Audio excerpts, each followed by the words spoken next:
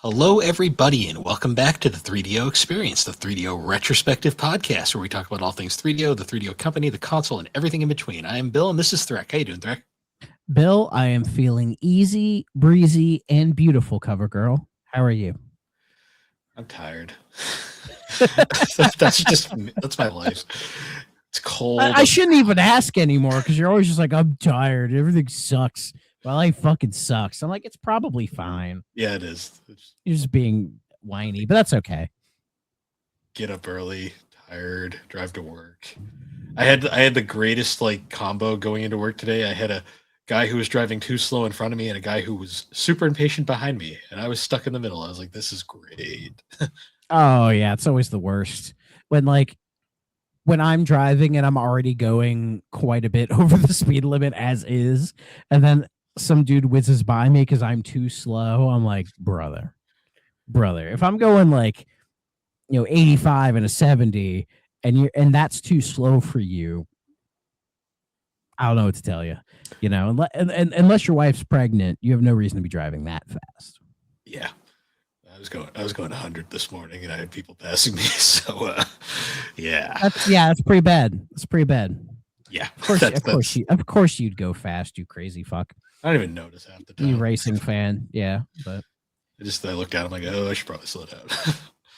Oh yeah, I feel like probably one of the more entertaining aspects of being a cop. Not to get too deep into that, but I'm sure it's fun when you're on speed trap duty, seeing you can tell when people slam their brakes as soon as they see you. Oh, and the entire armada of cars coming just suddenly slows down and everyone's grouped up all of a sudden. Yep. I feel like that has to be entertaining. Oh, it has to be. And then the second they're out of slightly ahead, they just all of a sudden speed up again. It's yeah. Good stuff. But speaking of good stuff, we have our little news right before we get into our game for the week. This isn't really a news piece just because of the timing, but I was telling Bill, if some of you guys remember, late last year, there was this whole thing about Echo the Dolphin, right? Where Ed Annunziata got a crew of some of the original devs and new devs to work on remasters of the original, potentially a new game. I've joined the Discord. I hop in here and there. And that timer that has been on the Echo website for a while is set to expire tomorrow, or probably today as you are listening to this. So I am very excited. I've been looking forward to this. I'm curious to see how the remasters of the original Echo games are going to look like, how they're going to be, and any plans for future stuff. So probably next week, if you don't bother to look, which is fair, I will let you all know what's going on with Echo because I'm very interested. So just figured I'd throw that out there. But for the rest of the news, the first thing is I guess SNK is getting into their collector's boutique phase again. Because they are releasing a modern version of the classic AES console with what they call unrivaled authenticity. For those of you who don't know, the Neo Geo AES Advanced Entertainment System was the console they released in, I think it was 1990, where they had it was super expensive and they had the giant cartridges that were just arcade boards. Yeah, it was literally the MVS but consoleized. Yeah, you were getting the arcade experience at home directly because they were just selling you the boards for what was it, $200 back then or some crazy number? It was expensive then and it's expensive now. Yeah, so yeah, they're bringing it back with the AES Plus. It has a low latency HDMI output, of course. It's got dip switches, all that good stuff. They're also selling new versions of the carts, but they said if you have the old carts, they will work as well. They're basically just re-releasing the console, but an upgraded version of it. The asking price is $250 American, which honestly, if you look at the console space right now, not the worst, but it's not the worst. But then you look at the games and you go, oh no. I mean, some of those games are pretty good. No, I'm not talking about the quality. I'm talking about you look at the price of the games you Yeah, covered. the games are going to be Oh, about like, was it 70 bucks a piece, something like that. the new ones, sure, but if you're looking for retro stuff, ooh. Yeah. So in a way, if you are a bit of a Neo Geo sicko, hi Aaron and Dre, then you might like this, because it allows like a more kind of friendly entry level into owning that hardware for real. Like it's kind of cool that they're doing this. I Like a part of me kind of wants to buy the cart for big tournament golf, or as it should be called, Neo Turf Masters. Fuck you, PGA. It's Neo Turf Masters. The best golf game of all time. Part of me wants to own the cart just to be a freak, and I might. If I do, I'll try to put it in my camera shot so you can see it. But I don't plan on buying the hardware because I'm not that big of an SNK guy. I've played a handful of their games. We've played a few of them on this show, and they're quality. But Oh, I yeah. don't go. But I'm not a freak for them like other companies that you guys may know about. Yeah, the Neo Geo is always a fascinating one to me. Like I always said, like because I'm kind of out of the market for collecting consoles these days because they're too much, and I don't have the room for another. It's the consoles that are usually the cheap part. It's the Yeah. games that have gotten super expensive. See, I've been like, if I was gonna collect for Neo Geo, I would want to get like a CD just because like at least the games are like affordable. Yeah, the load times are shit, but I'm not that impatient. Yeah, if you're collecting retro games and you're going to complain about load times, that sounds like a you problem. Yeah, no, it's one of those things where like, and I've always found the Neo Geo CD interesting because they literally like addressed the price concerns by making the CD version, but then everyone complained about the load times, and I'm like, what are you gonna do? Can't please everybody, right? So no, it's super funny though because like so many fucking gatekeepers are now like coming out of the woodworks trying to like gatekeep this thing from like the casuals. I'm like, why? Like, geez, why? like, what? There's gatekeepers for this thing? Oh yeah. Well, there's retro gatekeepers for everything. For like fucking that. what? Like this thing does not appeal to casual gamer.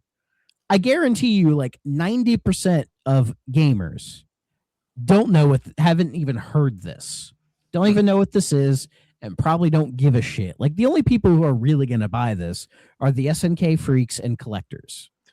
You might get the odd rando here and there who buys it because they find it interesting, and so what?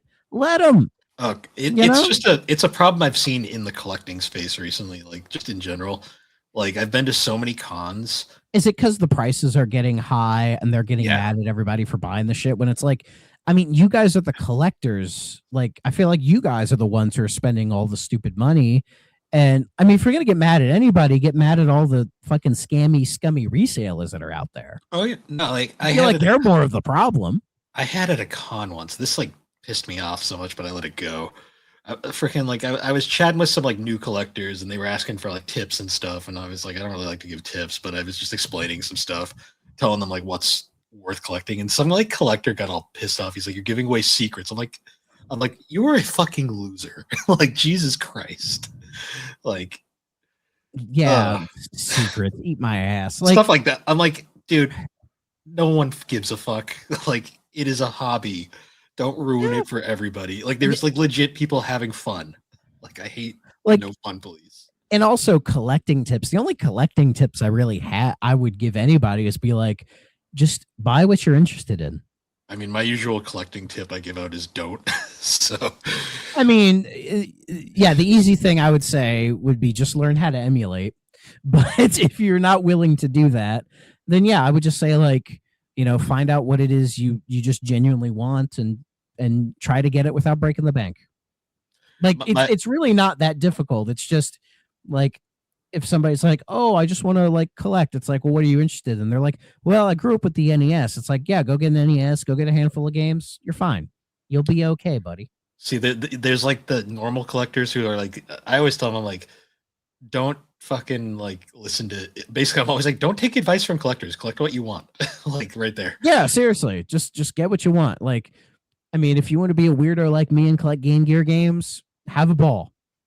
Like Yeah. I'm not like I wouldn't get mad if somebody like say saw all my Game Gear collection stuff and they were like, "Oh, I'm gonna collect Game Gear games like you or whatever." I wouldn't get mad. I'd just be like, "Cool." That's how I feel whenever I go to cons now, because I'm always the guy going like, "Do you have 3DO games?" And they're like, "Nobody ever asked for 3DO games, so we don't bring them." I'm like, I'm that guy, I guess. Yeah, exactly. So I had one booth that literally, like, I went up and I was like, "So, got any 3DO games?" They're like, "Nah, we never bring them." We only had like one guy last year who was asking about them. Like, I wonder who that was. you should have been like, "Can you describe them? What do you look like?" And I'm then they just start like, describing, and they're just like looking at you, and then they're like, "Oh."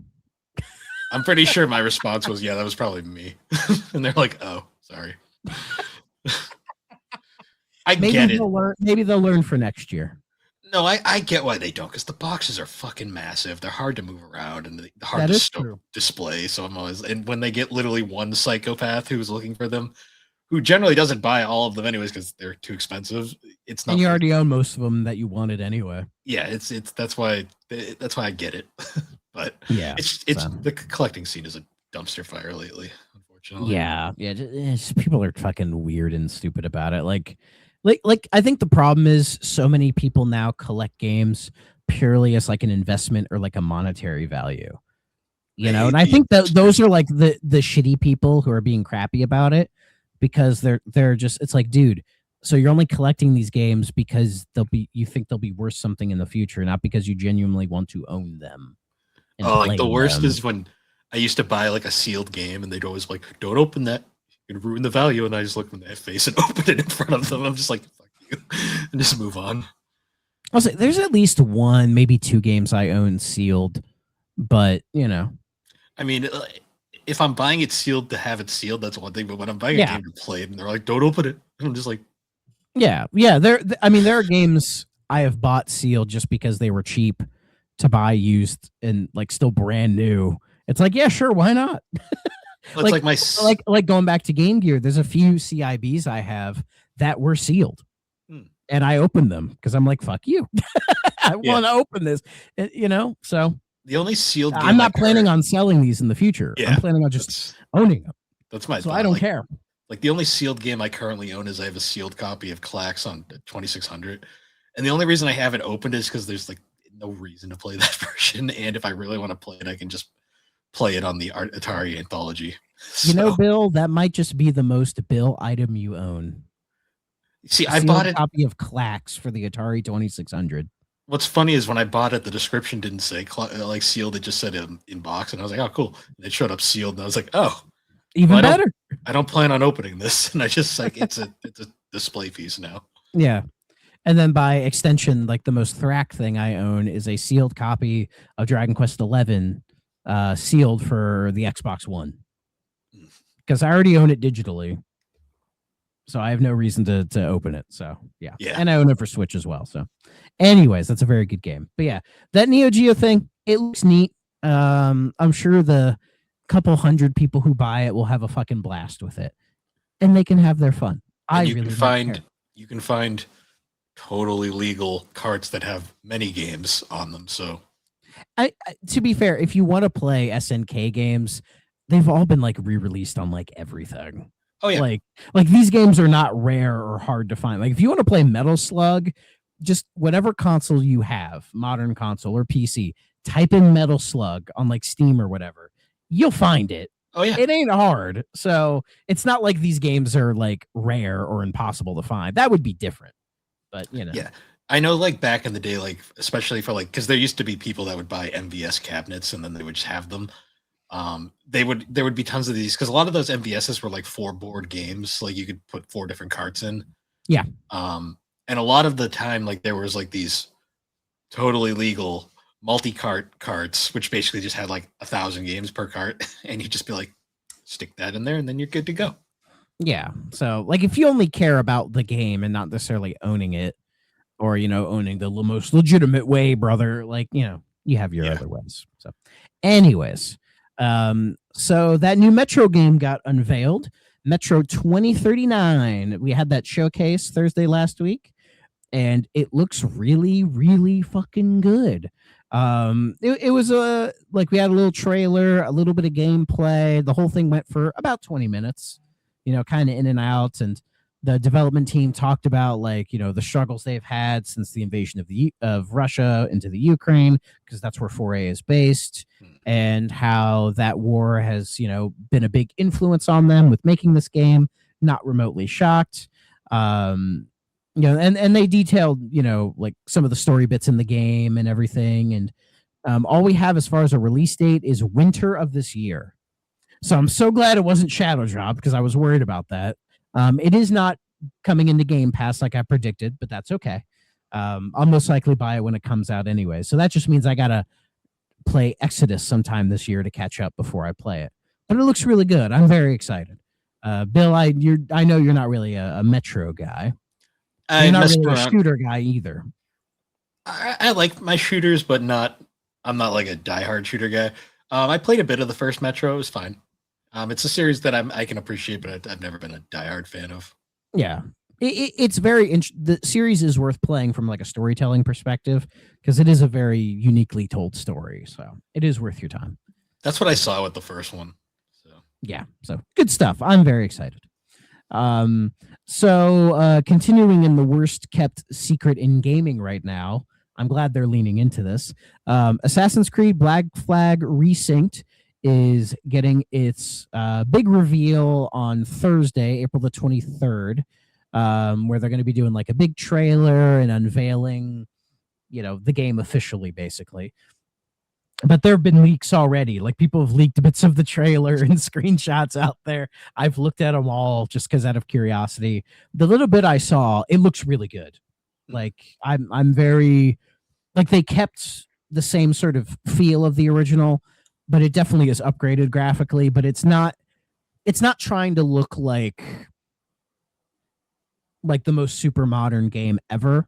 Like, it looks like a game from maybe 5-6 years ago, so like it still looks good, like games back then now look just fine. So, but I'm very excited for it. It looks really cool. The leaked release date is July the 9th. So that's most likely what it is. And yeah, I'm hype as hell. I've been playing bits of Odyssey here and there, but I doubt I'll be done with it by July, because I'll probably jump into this instead, because as I've said before, this is my favorite Assassin's Creed game, not necessarily for the assassin stuff, just because it's an amazing pirate sim. Yeah. So, and apparently it's not going to be one of the RPG titles. It's going to play more like how the original was, which is great, so that it won't be overly bloated with leveling and side quests and loot and blah, blah, blah, blah. Yeah. A little too much bloat there, which is a shame, because those games are good regardless of that. So anyways, I'm excited for that. Nice. Yeah, that's probably a good sign, because it's never good when you try to bloat up a game that wasn't designed with said bloat. So yeah, and that's the issue people have had with the RPG Assassin's Creeds, regardless of if they like them or not. They're like, there's just too much here. They don't need to be this huge.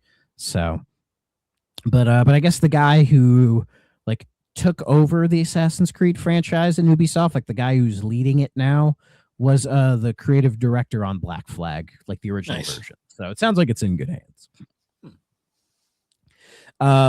So if you guys remember, Argonaut Games came back with the Croc remaster, right? Sure did. So on their social media, they've been having a little fun, let's just say. On 420, haha, they made a little tease about Buck Bumble, which to me is suggesting that they are working on a proper remaster of Buck Bumble. So I'll read the Blue Sky Skeet as it was. Right about now, Buck Bumble is officially your new wholesome 420 mascot, and we will not be taking further questions at this time. But stay tuned and be sure to follow us for forthcoming news and announcements.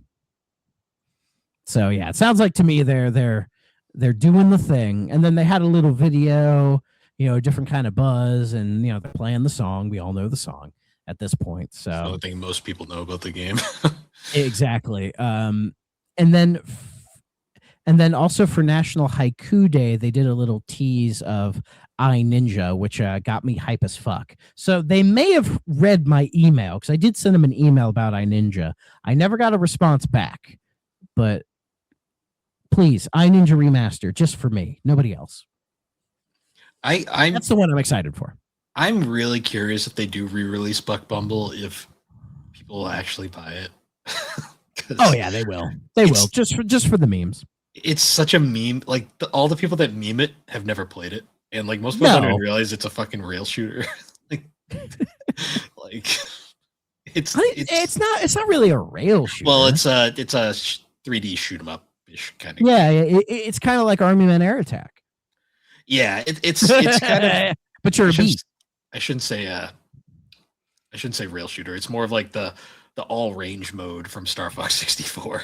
Yeah. Because our buddy Jake from Press B did a video on his YouTube where he like kind of mumbled his way through playing it, and which was really entertaining for me. So yeah, it is. I will not be buying the Buck Bumble remaster. I didn't buy the Croc one because I don't like Croc either. But when they do the I Ninja one, I hope they actually do. I will be there for that one. So I have the original cartridge, so I'm good. yeah. So, anyways, so y'all remember Splatoon Raiders? You probably don't. Well, Nintendo dropped a actual proper ass fucking trailer for the thing today, randomly out of the blue. Nintendo being Nintendo, right? And they said here, quote, in Splatoon Raiders, players take on the role of a mechanic embracing on a high-stakes adventure across the mysterious Spiralite, I don't know how to pronounce that, islands. Players will meet returning characters Fry, Shiver, and Big Man, a trio of swashbuckling musicians who make up the splat-tacular band Deep Cut. And they're emphasizing that it's like a single-player game. Like they even say that in the trailer, like a single player adventure type thing. I think it will have multiplayer. They did mention it is going to have that as well.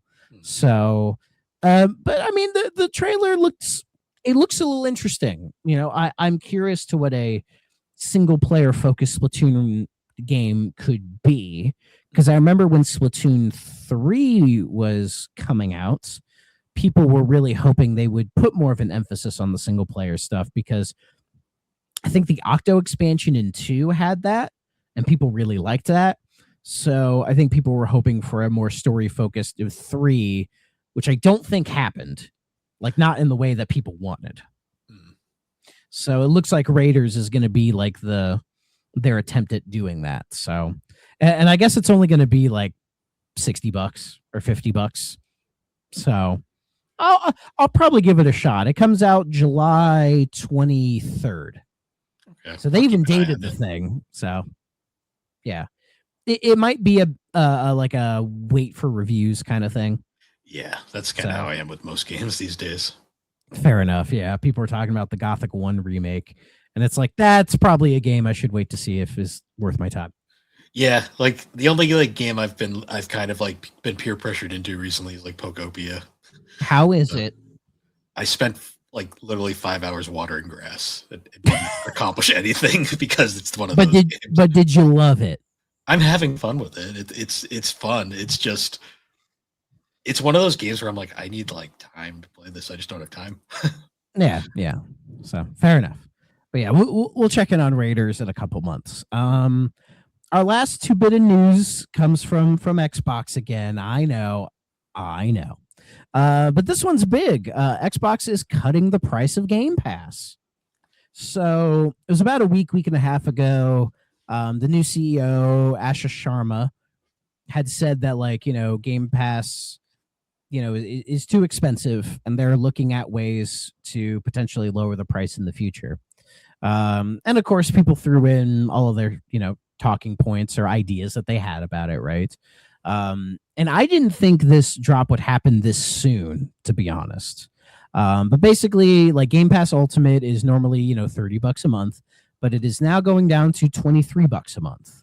So a $7 decrease, which, you know, isn't a huge amount, but, you know, you save, if I did the math correctly, you save over $84 on it, which, yeah, not terrible. Yeah. But the big thing with it is that future Call of Duty games will no longer be available day one. So the Call of Duty games that are already on there are going to stay. And then say the next Call of Duty, the Call of Duty for this year, which I believe is going to be Modern Warfare 4, will not be day one in Game Pass. It'll appear on Game Pass the next year. So Game Pass users will be a year behind on Call of Duty. And if that's really the only caveat to lowering the price, I think people are genuinely fine with that. At least that's what I've been seeing. People are like, it's good, you know, especially in a time where we're seeing prices raise on every fucking thing. To see a company actually go, you know what, we'll drop the price on this. You know, I'm fine with it. Sounds good to me. I mean, I've been doing my best to avoid paying $30 a month for Game Pass in general, like finding old, like preloaded cards to use and that kind of stuff. So, but for 23, yeah, I'll probably go back to the reoccurring monthly. Sure. My theory on this is they must have seen the significant drop in Game Pass subscribers. Oh yeah. And well, and also, you know, with the new regime change, I think they're more willing to like actually objectively look at everything and see what's worth doing. And also there was quite a while ago, reports were that Microsoft was trying to put like a 30% like profit or whatever like incentive on Xbox, which is crazy because like not even Nintendo or Sony make 30% back or whatever. Like, which is crazy too, because Xbox has rarely ever made a profit for Microsoft.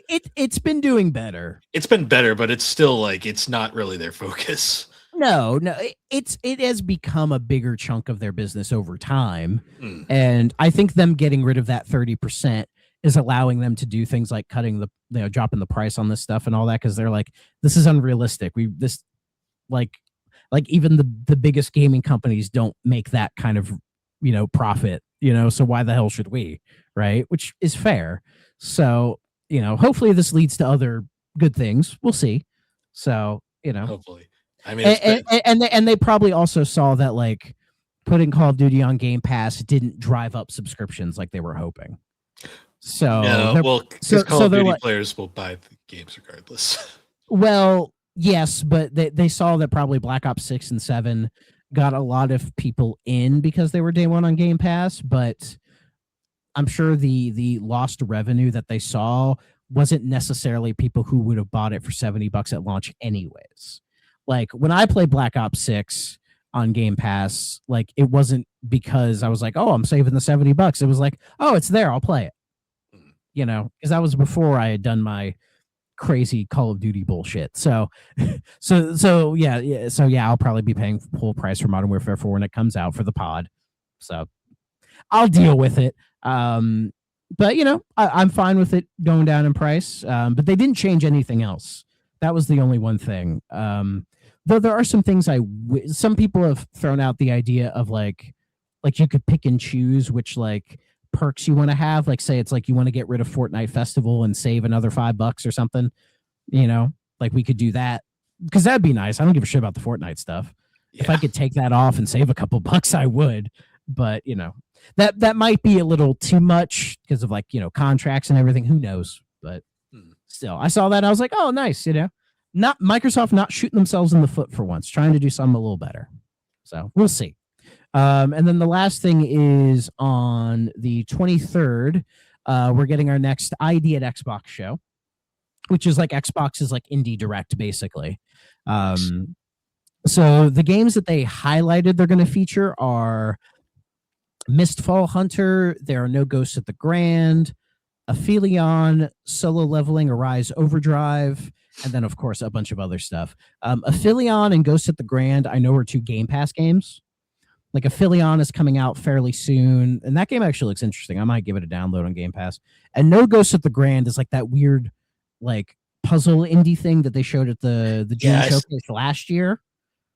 So you know, hopefully here we'll get like a proper release date for it because I'm very interested in that game. I remember it. So, and that is the news. Yeah, a lot of shit happened. Yeah. Do we get any new Nintendo music, Bill? Technically, but not really. More So tracks for Kirby? no, not this time. We this so you know how they do occasionally those special releases where they're not like in the library, but you can access the music to certain games. Yeah.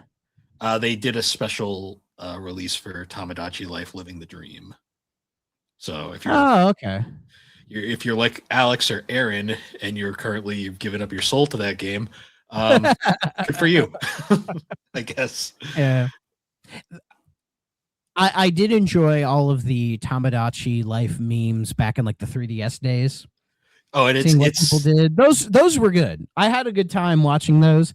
I'm sure there's going to be a bunch more from this new one. Alex is already sending me her creations, which is hilarious. I've Alex, seen send me that shit. Come on, don't be a coward. Send me that shit. you probably wouldn't be as entertaining. She's actually doing like quality stuff. She's not making garbage like a lot I of people still are. want to see it, damn it. I don't care. I did see a great one where someone made a penis and it married a butthole, so that was great. That's why you can't share anything in this game. Because Nintendo, just let this one go. People are going to do it regardless. Just let it happen, okay?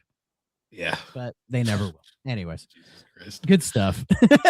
I'm glad they're all having fun. It doesn't look like yeah. a game I'd be into playing because I'd probably play it for like a day and then get bored and move on. But Yeah. It's just my brain doesn't have that ability to do that funky shit that people do in those games. It's kind of the same with Minecraft. Like my brain just doesn't work in that way. You know, I'd rather play like a Pragmata or a Mouse PI for Hire, where it's like, go do we've built the game for you. Go do the thing.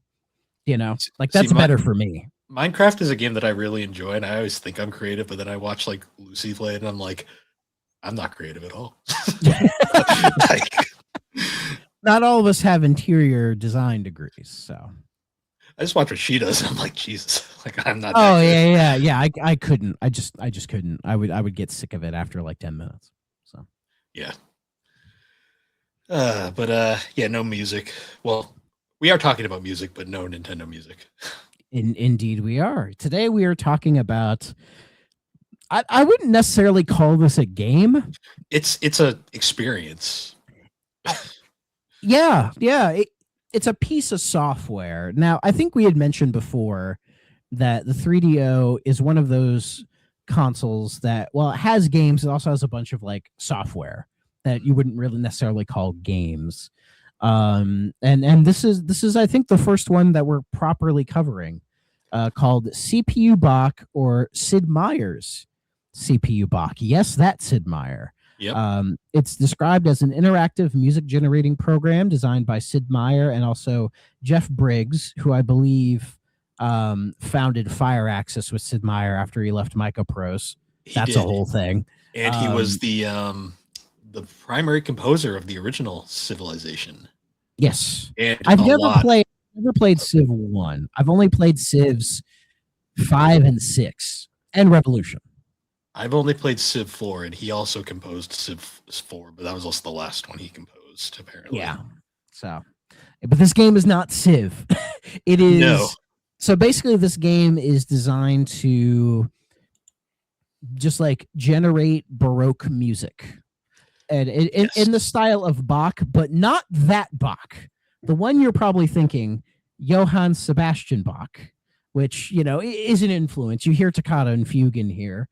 But the name C.P.U. Bach is kind of a play on a guy named Carl Philipp Emanuel Bach, C.P.E. Bach, who was also a German composer around the time, was actually a child of Johann Sebastian Bach as well. Mm-hmm.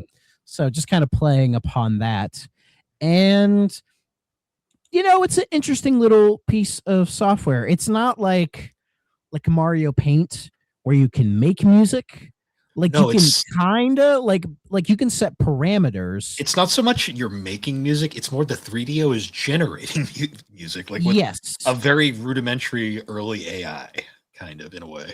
Yeah, where it has all of the various types of Baroque music you can have, like dance and fugues and things like that.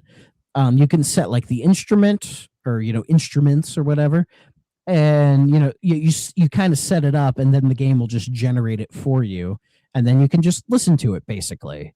Hmm. You get like that weird kaleidoscopy thing that if you ever listen to music on like Windows XP or something in like the media player, it's kind of like an older version of that. But you can also have like them just like moving a camera over like crude JPEGs. And icebergs and stuff. And icebergs. Yeah, you can. The one I like is where you can have like the analysis, where it details to you like what a choral is, and like why like why this music piece is set up the way that it is, giving you a little bit of history and a little bit of music theory and all that, which is honestly really cool. Hmm. Like it has like an educational quality to it, but in a way, it doesn't feel like it's trying to also like be a game either. It's just kind of like an entertaining little thing for you to do. Like this very much feels like a little Sid Meier pet project. Yeah. Like while he was in between Civ games. In fact, the year this came out was 94, which I believe is the same year as Sid Meier's Colonialization, which I've never played. And then the year after was Civ Nets, which was a remake of the original Civ, but with like online multiplayer. But Civ 2 would be like 2 years out. So this is basically him being like, yeah, let me just, I guess he had a thing for Baroque music and decided to. I think it was a combination of him and Jeff Briggs in particular. Yeah, where they just had this little idea in their head and just were like, we'll make it's weird. This is 3DO only. It is. There's no PC version at all. Yeah. Something like this you feel like would make sense on PC, right? It's also one of the weirdest 3DO covers, like box arts, because it's just white. Has the name and then just some text at the bottom that just says your 3DO can compose original music. It looks like the front page of like a music book. Yeah, that's kind of like you would the vibe I was getting. Yeah, it's interesting. Like it's striking in a weird way, in like a simplistic way that kind of works. Yeah, it reminds me of like some of the Final Fantasy covers where they just have the logo on the plain white background. Oh, the Japanese ones that were really nice. Yeah, before America was like slap everything on it. Yeah, I much prefer the Japanese style for Final Fantasy, where they just kind of let the logo do all the work. Yeah. Sometimes less is more. But I don't think it's necessarily a play on that. But no, it's just but it's an interesting little thing. Its controls are kind of funky, like how you're able to move from things. Like it's not very intuitive in how the controls are set up. It's a game that spend a really couple minutes being like, how do I get from one thing to another? Like, but once you get it figured out and just kind of let it go in the background while you're like doing other stuff or whatever, like it's kind of neat. I mean, my only one critique I have, being a bit of a music guy, I did take college courses in music. I'm sorry. Is one of the intro pieces that they're playing, like they have the dude sitting at the harpsichord, because that was the main keyboard instrument before the piano was invented in the early mid 1700s. Before that, it was the harpsichord, which is like it's smaller. It has like the two sets of keyboard of like the keyboards, and would have like the inverted colors, and it has that kind of more attack kind of a hit. It's hard to describe the sound. It's more like staccato, but you know a harpsichord if you hear it. Oh, yeah.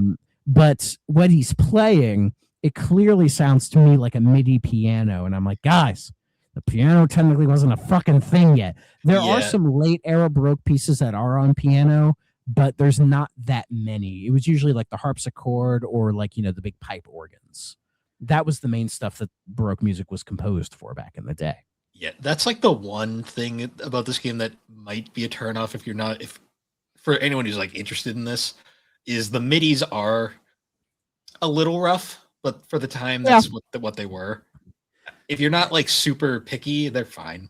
Like, I think for like 1994, they did the best with what they had, for the 3DO and 94. Like I imagine maybe on the PC it would have worked out a little better, but but I'm also thinking if they had made this for the personal computer, they probably would have wanted like a specific sound chip in order to replicate the sounds, and not every PC probably would have had access to that.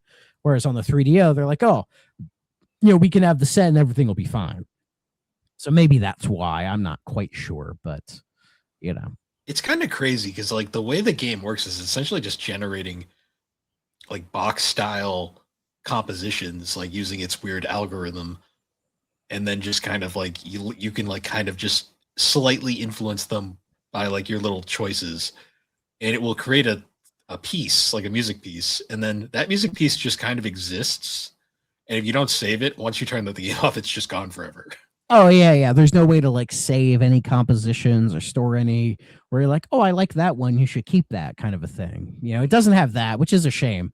I think it would have benefited from that, but Like imagine probably, it creates like they just didn't have the appropriate storage for something like that. Because the 3DO already has limited storage as is.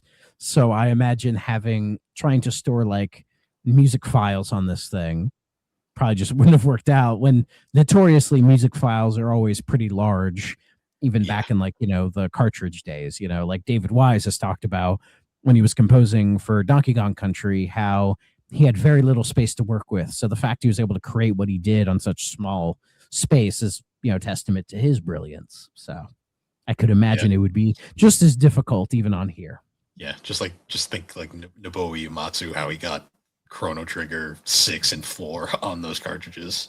Exactly. So but yeah, it's a little like, if you have an interest in Baroque music, it's an interesting little like tertiary kind of thing to Baroque music, to see that like Sid Meier and Jeff Bridges had enough of an interest in the genre to do something with it, to kind of make it in this little thing. It's pretty cool, and a lot of like words and styles that came from Baroque music are still used in music today. Things like overtures and minuets, and like preludes, that kind of stuff. Like certain things in the Baroque music tradition became kind of common vernacular, even in like today's modern popular music type stuff. Oh So, yeah. What's so crazy too is you can actually find the patent on like Google patents for the system they created for the real-time music composition and oh really? synthesis. It is dense and very, very dry, but holy shit, like there is a lot here. And it Was it is, was it ever used after this? I don't think so. I'm pretty sure this is like just this weird anomaly that they just created for the 3DO, and it lived and died on the 3DO. Is Sid Meier and Jeff like attached to like this patent? I don't think so anymore. It's because it's probably been public domain at this point Okay. because you can read the Oh, whole right thing. here, the inventor, Sidney K. Meyer and Jeffrey L. Briggs. Hmm, Sid is short for Sydney. that sounds about right. Yeah. It's so Yeah. funny. Like Microprose technically And, developed and this, and but the patent, the date on it is March 5th, 1996. A whole 2 years after this came out. So hmm. so it says to me there's probably a possibility they use this beyond CPU Bach. Like it might even be in Civ 2. Oh yeah. So What's crazy is like you look at the little like schematics for how like the system works, and it's like I look like you're just staring at hieroglyphics. Like what is going on here? I'm sure this is like super interesting stuff if like you're into like the technical side of things, but like I it my brain just is like the buffering symbol trying to look at that. I feel like if I stared at it long enough, I would kind of understand it. Mm, Because my guess is like the layman's terms of it was kind of how I was describing it, whereas like the user would implement certain parameters, like certain data that they'd want entered in. That data would then get read by the device, with its like set up parameters, things that it needs, that it's been told to like, that's like reminiscent of that, and then does the mixing up and then churns it out. It's interesting because kind of like I hate to use the comparison because AI is gross, but it's kind of like how you can train certain AI models in certain things. So when you ask it questions, relating to that or implement data, it'll churn out data because it like knows stuff about that in order to give you a detailed answer. If that makes any sense. But in a hopefully not gross way. But Well, there's no guarantee of that with AI. it's interesting looking at the way this thing was designed because like it looks like it was actually specifically like they put in like safeguards essentially to keep the compositions within the parameters of the style of music they were going for. Like there is like rules Yes. and like specific things that it has to follow, which is fascinating, which makes me wonder if they could have like re-engineered this for different styles of music. Oh, probably. And there's probably a chance that they, again did because looking at it, I can't imagine they would have this complex of a patent for something and then only use it for one little That's thing. I that's can't like imagine. that's the weird thing about this game is the fact that they made this complicated of a program and it just kind of exists on a system that not many people know about. Again, I bet you if you asked Sid Meier about it, they'd probably tell you like, oh yeah, we used it in other shit. Yeah. Hmm. I can't imagine they wouldn't have. Yeah, it would be weird, like all that work just for this. Yeah, something that, as far as we know, didn't sell well at all. There's no reviews of it on the Wikipedia. No, or Moby Games for that matter. Yeah, I mean, we're trying our best to review it, and it's like, I just really don't know what to say. I mean, it's not bad at all. Like, No, it's actually again, incredibly fascinating. yeah, like you can tell it's a passion project, and it's something that they genuinely just wanted, like a labor of love. They just wanted to make it, and I have all the respect in the world for it for being that. Like it's not a game, so I No, can't it's really judge it based on that. But yet, comparing it to the 3DO library that we've played, it does clear like a good chunk of those just by being itself. it's not even like a tool. It's like it is just straight up like an It's a experience. program. Yeah, it's like Yeah. a basically, yeah. It Like I could imagine potentially a scenario where, say, like a college professor of music back in the 90s used this game to sort of detail, like, the section in music history where they talk about Baroque music, right? Like I could see some weird esoteric professor wanting to use this to sort of like teach it in a way that, like, oh, the kids might understand it's a video game. Like they clearly don't know, but you know what I mean? Like yeah. they probably could have, if they had made this like a PC, like a piece of PC software, they probably could have sold it to universities to sort of use it in, like, education about Baroque music. But also, if they sold it in the PC market, as you had said, people fucking with the formula in PC world, they probably would have, and started just doing whatever with it, which could have been cool, but we'll never know. Yeah. No, it's interesting. I actually one thing I kind of was thinking about because like whenever you see people bringing up 3DO stuff, like you'll always get the people bringing up like the well-known games, but they'll talk about the infamous ones. This game rarely comes up, and I'm actually if ever, and it's interesting to me just because of the fact that like this game is so technically good at what it does that it's kind of one of those things that they don't really ever bring up because there's no reason to. Yeah, yeah.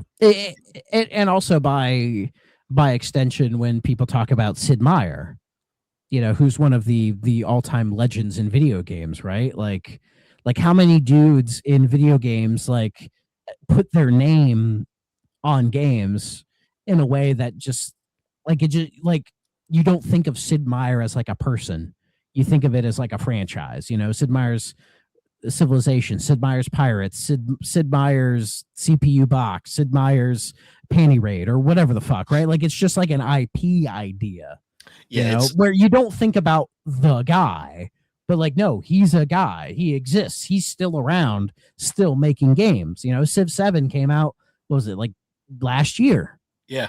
He's kind So of like up in that same like status as like Tom Clancy, even though Tom Clancy had nothing to do with the games that Well, much. yeah. Tom Clancy was an author, not a game designer, and had barely any input on like I think because like Ghost Recon and Rainbow Six were books he wrote, but that was kind of it. Because like Splinter Cell, he had nothing to do with. No. And then like Warhawk and the Division and all this other crazy stuff, he had nothing to do with that. So. No, Sid Meier definitely. And also Tom Clancy, piece of shit. Yeah. And fun fact, he tried in the mid to late 90s, he tried to buy the Minnesota Vikings. It's a whole story I won't get into here, but it was a whole because the Vikings had a really horrible ownership situation. It was like 10 different people owned the team, and the league was like, you need that, like, consolidate your ownership or we're going to force you to do it. Do it yourselves or we'll make you do it. And so they were looking for a buyer. Tom Clancy appears out of the blue, tries to buy the team, but he kind of lied about how much money he had because he was in a divorce with his wife. Messy, right? Yeah. Shocker. A right-wing guy is a messy piece of shit. Anyways, that deal falls through, and then another millionaire or another billionaire buys the team, and then he owns it for a few. I won't get too deep into the sports stuff, but yeah, Tom Clancy, interesting character. Yeah, I've tried reading his books. Terrible. Not for me. They're a little too much like reading a technical guide. Yeah. They're not very like storytelling. They feel more like matter of fact and like tactics and shit. And it's like, unless you care, they're not worth your time. Yeah, those books are like audio listeners. The books are like fucking. They're about as thick as your phone sideways. No, thank you. Yeah, no, I know him mostly for he's basically a mascot at this point. So I mean, he's been dead for several years now. So now Sid Meier actually was a designer, like actually. Yeah, things, so. Yeah. Well, apparently, fun fact. His first game was called Bank Game 1. He was paid to make a game for a bank with a piggy bank catching falling coins. So that's how he got started in video games in the early 80s, making little software games for banks. And then made copies of Space Invaders and Pac-Man and if you haven't read about Sid Meier's career, you should read it. It's an interesting history. Does he still work on like the current games, or is he more just No, he's still there because he was with Microprose, and then in the late 90s there was a big shakeup when they became public. And so Sid Meier and then Jeff Briggs and all them fucked off and formed Firaxis, which is what exists today. And he took Civilization with him. And so, and he's been making the games ever since. So like Civ 7, when it came out, like I doubt he's in the trenches doing the fucking coding and programming, but from what I've gathered, he is still like involved in everything, still, make sure, like almost like a Miyamoto type figure, but like Miyamoto in like the GameCube era, where he wasn't like directly making the games anymore, but oversaw everything and be sure everything was good and up to snuff. Before he started making those terrible decisions all the time. Exactly, kind of a thing. Exactly. So yeah, because I looked up. Just wait for the Civilization movie. No, thank you. To be fair, that would probably be better than any of Miyamoto's decisions, but damn. I mean, his recent ones, anyways. I'm still not over what he did to Paper Mario, but that's besides the point. You're still butthurt. Well, that and like Star Fox Zero, like his one decision ruined that game for a lot of people. Yeah. So the man's a genius, but he also needs to step back sometimes. The game passes people by. Yeah. Even the great ones, but yeah. So must play okay, stay away for this one. I don't want to say stay away because it's fine, but it's also like you don't really play it. It's okay. Yeah, I like it. It's neat. I like it. It's perfectly fine. Like there's nothing bad about it. It's like extremely competently made. Like it has some jank for 94, but most things were jank for 94. Yeah, Um, and that's yeah, not even a detriment to the game itself. That's just technology wasn't there at the time.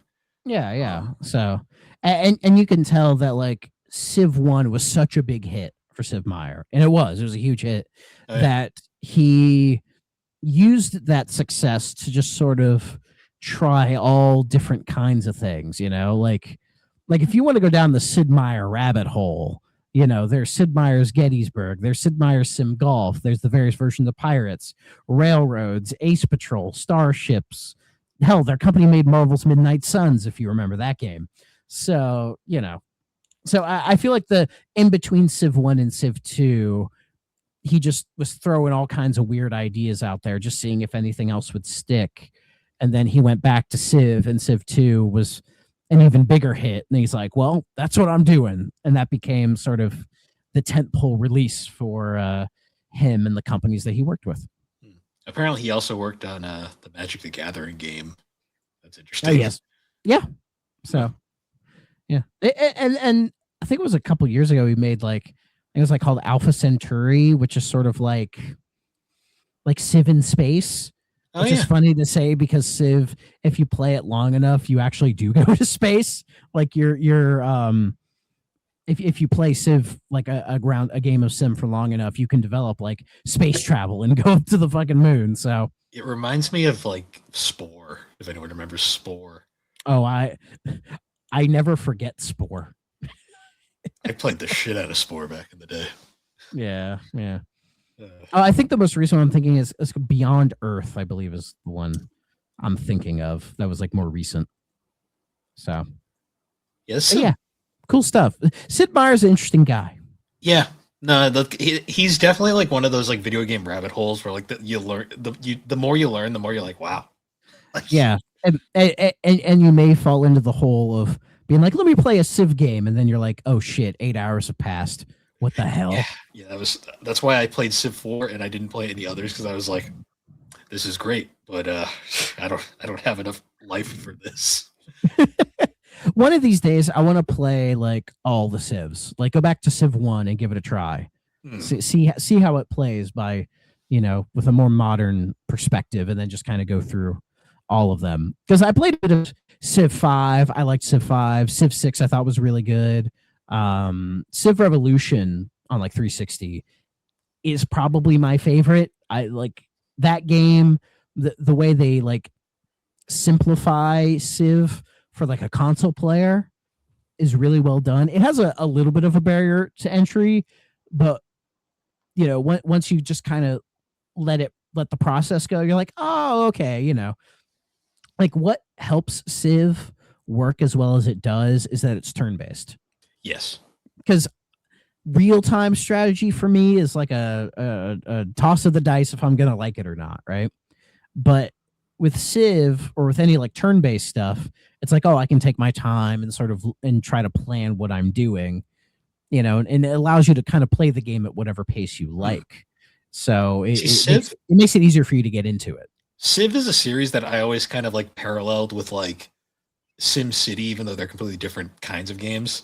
Just because they Yeah. both are like from that era, but they both also have like very fascinating histories over the Yes. years. Yes. Like going back to like Sims One and stuff. And the Sims games are done by Will Wright, I believe. Yep, and Maxis. Yeah. So And shout out to Will Wright. at least one through. Hmm, interesting guy as well, Oh in a yeah. lot of ways. Yeah. Sid Meier's Canadian. Will Wright is from Georgia, but his Wikipedia page, he looks like he's British. Yeah, yeah, and his It's that interview, haircut. yeah, and interviews with him are just fascinating because like his ideas were interesting for the time. I mean, to be fair, you need those weird kind of guys to make these kind of games, like what other guy would come up with fucking Sim Ant than Will Wright, right? Or like the concept of civilization. Like imagine pitching that concept in 1991 and like people going like, what the fuck are you talking about? Like Well, it's what? like the original Sims was originally pitched as a game called Dollhouse because that was basically what the idea was. You were just playing with a virtual dollhouse, basically. Yeah. Yeah. And it's like conceptually it sounds really stupid. And But then it comes out and it then you becomes play it and then it's like, oh, I get it. the best-selling PC game at the time. Yeah. So It's just interesting. But it's CPU Bach, how it goes. Yeah. it's But yeah, very okay. yeah, and it caused you to go down an interesting rabbit hole. Yeah, it's Now I want to play some Civ. Fuck. yeah. I kind of want to. I kind of want to play SimCity. I could try SimCity I couldn't get into. Like the SNES SimCity has that charming quality to it, but you get to like 2000 and 3000 and I'm just like my brain no. And then you My try to brain, play like, 4, and no. it still makes your computer want to die because that game Yeah. was ridiculous for the time. Yeah, even like stuff like City Skylines or whatever, I'm just like my brain does not have it for those kind of games. I'm not wired for that, so Yeah, it is what it is. Keep it to an amusement park and I'm happy. yeah, I know, right? Sim theme park. Well, actually, no, that was not Sims. That was theme park, the Bullfrog game. Either way, yes, I'm tired. Aren't we all? Aren't we all? Yeah. That pretty much wraps this one up, though. Should probably end it. My brain is not working right now. Are you okay, Bill? No, but that I will be. It's fine.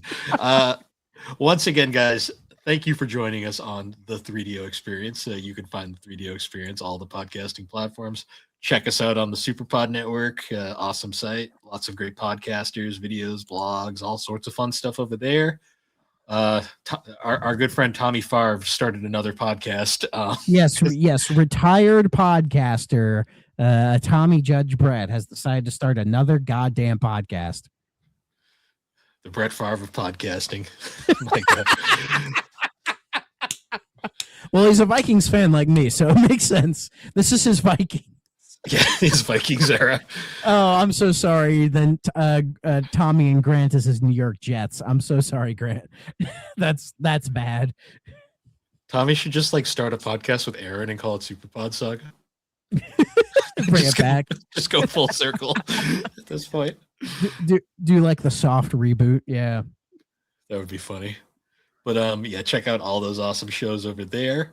You said Thrack Ops is in the works? Yes, I'm in the middle of recording the Advanced Warfare episode. I'm hoping to have it out by the end of the week, Sunday, Monday next week at the latest. So just stay tuned for that. Nice. And I don't usually shill my own shows, but the most recent episode of Geek Addicts just came out. Me and Matt, we talked about the Crunchyroll Anime Awards, and it was chaotic. So check that out too if you want. But yeah, anyways, guys, once again, thank you for joining us, and we'll see you all later. Bye-bye.